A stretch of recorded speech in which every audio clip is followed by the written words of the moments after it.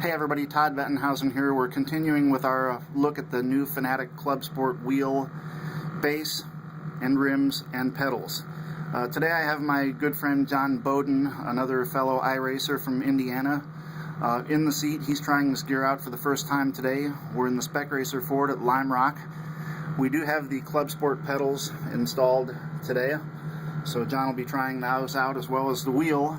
And another thing we have here is we have the Ultra Force GS3 seat, and this seat has servos that actuate panels inside the seat behind your back and under your bottom that simulate the telemetry output that the driver would be receiving from lateral g-forces during cornering, from the irregularities in the road or track surface, curbs, etc., and also from braking and accelerating. So we'll go ahead and turn it over to John here, and we'll let him give his impressions as he turns a few laps here in his favorite car, the Spec Racer Ford at Limerock Park. Again, this is iRacing.com and the new Fanatec ClubSport wheel. Today we have the BMW M3 GT2 rim mounted. So here we go. Todd, wheel feels really good. The covering is really nice. My typical wheel is a Thrustmaster T500 RS. Hard rubberized covering, nice texturing, not a bad wheel.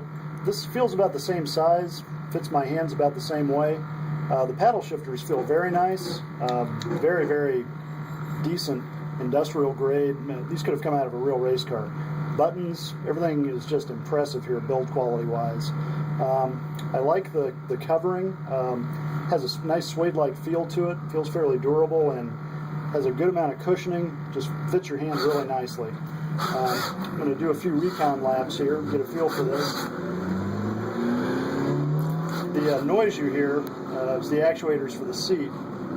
The pedal is a little different than the pedal I'm used to, so I'm turning a little slower lap times here. The wheel's got a very good feel to it. I don't notice much of a dead zone, don't notice anything odd going on that feels dramatically different than my T500. I would say that what I'm feeling compares very well. Quality-wise, force feedback cues, I'm not feeling anything that feels odd. It's just got a very good, comfortable feel to it straight out of the box. If I recall correctly, we've got the force feedback set at 15 in iRacing. It seems to me like you maybe have to run a little bit higher number on your force feedback slider to get comparable force feedback to wheels like the Logitech G25 and 27 and the Driving Force GT, but this wheel is also capable of much, much higher forces than any of those other wheels that I mentioned. But you do have to bring that slider up to a value beyond what you might be used to with Logitech hardware. Yeah, the brake pedal, the pedals have a very good feel underfoot, but the brake pedal's got a drastically different throw to it than my T500 pedal. I'm running with a load cell currently, and it's got a much shorter throw than this brake pedal, so my braking cues are a little off. I think straight out of the box, for me, the transition would be I'd have to adapt to the brake pedal or adjust it if it's got any adjustments that are available for maybe a little tighter throw. That's a good point. I'm glad you brought that up. The pedals are at their stock settings out of the box. I put the lighter of the two damper oils, I think it was number 800 oil in, and that is designed to give a little bit of a hydraulic drag or a dampening feel to the pedals. But they are at the stock settings. It's quite a long throw for both the throttle and the brake, but I don't know if you've had a chance to use the clutch, John, but the clutch is really unusual in these pedals in that it does have a real car clutch feel to it. It's initially difficult to depress, and then when you get to the point where an actual clutch would be felt disengaging, the pedal does get to the bottom easier. So the clutch feel on these is the best clutch feel of any sim pedal that I've ever felt. It's much different than just having a straight spring. You know, a lot of companies just use a heavier spring under the clutch than they do the throttle, but this does have a clutch feel to it. Yeah, I felt the clutch. It feels a little bit different. Well, it feels considerably different. Typically, I don't use a clutch when I drive, so that's something I'm not too familiar with for my T500 pedals, but this clutch has a very cool feel to it. So if you use a clutch, that would be a big positive on these pedals, I think.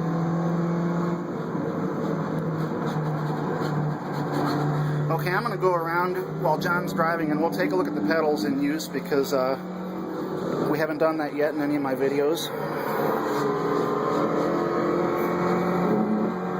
So there they are. John's got nice clean socks on today. Lucky choice.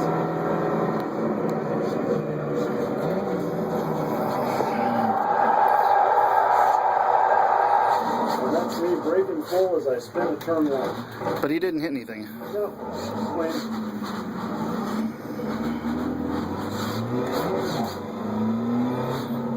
Well, I'm at a good spot here, Todd. The clutch pedal, the top of the clutch pedal has a nice crisp feel to it, and then it breaks over.